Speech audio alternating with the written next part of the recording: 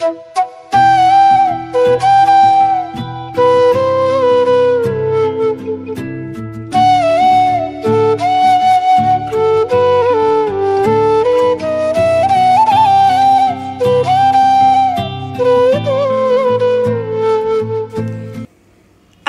আলাইকুম, কেমন আছেন সবাই? আশা করছি আল্লাহর রহমতে যে যেখানে আছেন সুস্থ আছেন, ভালো আছেন। আলহামদুলিল্লাহ, আমরাও ভালো আছি। বরাবরের মতো আজকেও একটা নতুন ভিডিও নিয়ে চলে এসেছি। ভিডিওতে কী বা শেয়ার করব? প্রতিদিনের সংসারের কাজকর্ম, এই তো। তাও তো আমি মাঝে মধ্যে কোথাও একটা যাই, ঘুরে ফিরি, বাহিরের দৃশ্যর ভিডিও শেয়ার করি। তো আসলে যে সময় যেরকম পরিস্থিতিতে থাকি সেরকমের ভিডিওই শেয়ার করি। তারপরে কিন্তু আবার যখন বাবার বাড়িতে যাই, মাঝে মধ্যে তো বাবার বাড়ির ভিডিও কিন্তু আপনাদেরকে উপহার দিয়ে থাকি।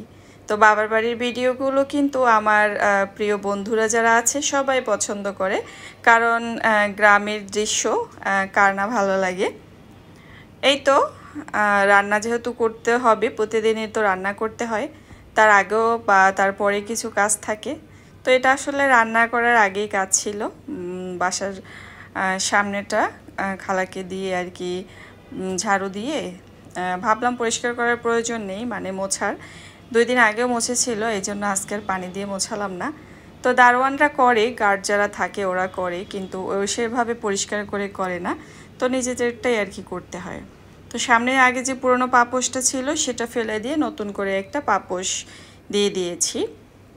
আর এমনিতে প্লাস্টিকের পাপোশগুলো যদি ব্যবহার করা হয়, ওগুলো দেখা যায় অনেক সময় টাইলসের উপর তো সরে যায়, মানে স্লিপ কাটে আর কি, ভয় থাকে।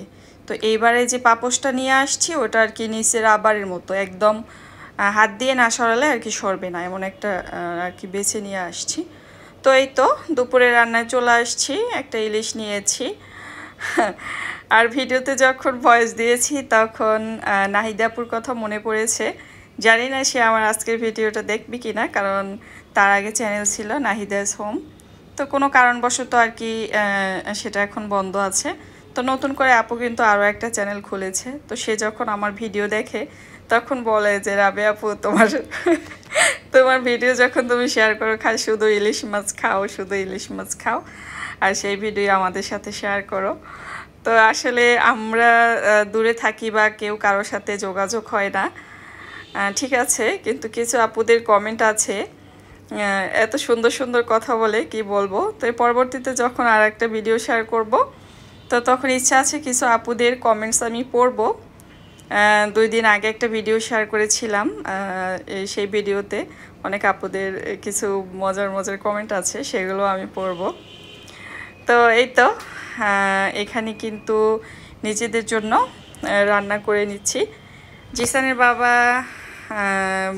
কি কারণে জানি না সিম নিয়ে আসছে, বলল যে আসলে আমার চোখে পড়েছে সিম, এই জন্য নিয়ে আসলাম। তো শীত তো আর কি প্রায় চলে আসছে, এখন কিন্তু মাঝে মাঝে দেখা যায় 2-1 দিন শীত লাগে আর কি, সেরকম একটা আবহাওয়া বা আমেজ কিন্তু চলে আসছে।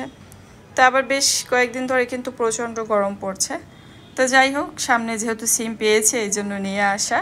তো আমি ভাবলাম যে এরকম সিম, এগুলো তো অবশ্যই কোলেস্ট্রল, এগুলো তো আর সিজনের না, তো কেমন আর লাগবে, ভালো লাগবে নাকি, তো সেটা ভেবে যাই হোক, ইলিশ মাছ যেহেতু বাসা ছিল, আর ইলিশ দিয়ে রান্না করলে আমার মনে হয় ঘাসও মজা লাগবে, এমন একটা অবস্থা।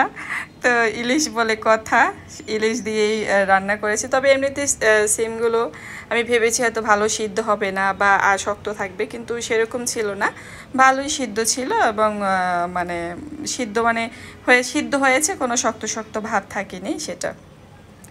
তো ইলিশ মাছ দিয়ে তো রান্না করছি, সেই সাথে ইলিশের মাথাটাও দিয়ে দিয়েছি। আর সাথে তো আমি এখানে আলু কেটে রেখেছি লম্বা লম্বা করে, আর আলু সিম ইলিশ মাছের দিয়ে এভাবে রান্না করেছি। তো আসলে রান্নাটা কিন্তু ভীষণ মজাদার হয়েছে। আর ইলিশ যেহেতু সাথে আছে, ওই যে বললাম ঘাস রান্না করলেও কিন্তু মজাই লাগবে। ইদানিং আমার এমন একটা অভ্যাস হয়ে গিয়েছে, সেটা হচ্ছে যে ইলিশ মাছ দিয়েই যে কোনো ধরনের সবজি ভালো লাগে, চিংড়ি মাছ দিয়েও ভালো লাগে, কিন্তু চিংড়ি মাছটাও খাই, কিন্তু আমার কাছে তেমন একটা ভালো লাগে না। তো তো শীতের সময় ভালো লাগবে, ছোট চিংড়ি দিয়ে যদি বিভিন্ন রকমের সবজি রান্না করা হয় তখন ভালো লাগে এই আর কি। তো আসলে আমি কি বলবো বুঝতে পারতেছি না, আজকে কথা ভয়েস দিচ্ছি হাসতেছি, কারণ মাঝে মাঝে ভয়েস দিতে এসে কিছু কথা মনে পড়ে, তো হাসি চলে আসে, কি আর করার। এই তো এখানে কিন্তু আমি বেশ কিছু সময় সিম, আলু আর মাছের মাথা এগুলো কষিয়ে নিয়েছি, কষানো হয়ে গিয়েছে। এরপর আমি আর কি পরিমাণ মতো পানি দিয়েছি, তবে পানিটা কিন্তু আমি ঠান্ডা ব্যবহার করিনি, একটু গরমই দিয়েছি, কারণ সিম যেহেতু আমার কাছে একটু সন্দেহজনক ছিল, এই জন্য আর কি একটু গুরুত্ব দিয়ে রান্না করেছি, যে ইলিশ দিয়ে রান্না করছি যদি ভালো না লাগে। পাশে পানিও গরম দিয়ে দিয়েছি। আর এপাশে কিন্তু মেয়ের জন্য একটা ইলিশের পেটি দিয়ে আর গাজর দিয়ে খুবই স্বাস্থ্যসম্মত একটা রান্না করে নিয়েছি। এটা 8 মাস পর থেকে বাচ্চারা, যে কোনো বয়সের বাচ্চারাই খেতে পারবে 8 মাস পর থেকে। তো যাই হোক, কারণ মেয়ের জন্য আলাদা রান্না করতে হচ্ছে, এই কারণে যেহেতু একে তো ইলিশ মাছ, তারপরে আবার সিম, তো সিম তো বাচ্চার জন্য একেবারেই আমার বাচ্চার জন্য একেবারেই খাওয়ানো ঠিক হবে না, এই কারণে আর কি আমি ওর জন্য একটু আলাদা করে তারপরে রান্না করে নিয়েছি গাজর দিয়ে। আর ওর জন্য ইলিশের পেটি নিয়ে নিয়েছি, পিঠের মাছ আর দেইনি। তো এই তো ওর জন্য এখন আর কি এটা রান্না করব, এই জন্য আর কি সিম আলু বসিয়ে আমাদের জন্য, এরপরে আর কি ভাবলাম যে ওরটা রান্না করে নিই। তো একটু সাজিয়ে ডেকোরেশন করে নিয়েছি, মানে ভালোই লাগছিল দেখতে। কথা তো শুধু বলতেই আছি, কথা শেষ হবে না, যতক্ষণ ভিডিও চলবে ততক্ষণ কথা আছে। তো এখানে কিন্তু আমি আর কি এটা রান্না করার জন্য সামান্য একটু সরিষার তেল আর একটুখানি পেঁয়াজ দিয়েছি।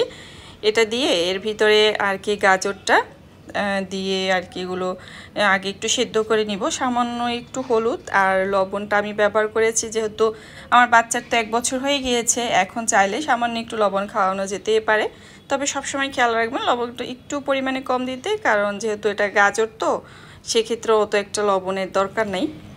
8 মাস পর থেকে বাচ্চাকে গাজরের যে কোনো ধরনের রেসিপি আপনারা করে দিতে পারেন, এটা শুধু বড়দের ক্ষেত্রেই নেই, বাচ্চাদের ক্ষেত্রে তো আরও খুবই গুরুত্বপূর্ণ ভূমিকা পালন করে। এটা পুষ্টি গুণাগুণ স্বাস্থ্যসম্মত, এটাতে গুণাগুণের কোনো শেষ নেই। তো ভাবলাম আসলে অন্য কোনো সবজি ছিল না, গাজর বাসায় ছিল আর ইলিশের পেটি দিয়ে এভাবে রান্না করেছি মেয়ের জন্য।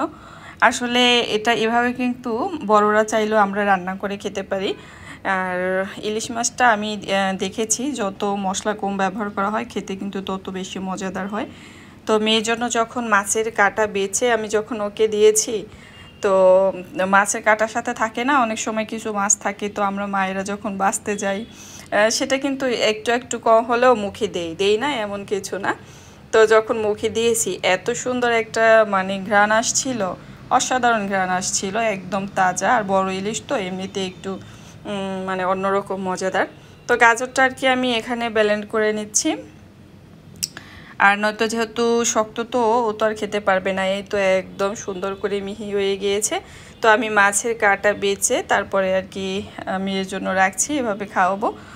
তো আসলে আমার প্রতিদিনের কাজকর্মের ভিডিও তো শেয়ার করি, সেক্ষেত্রে মেয়ের জন্য কিভাবে খাবারটা তৈরি করলাম সেটাও একটু আপনাদের সাথে শেয়ার করলাম।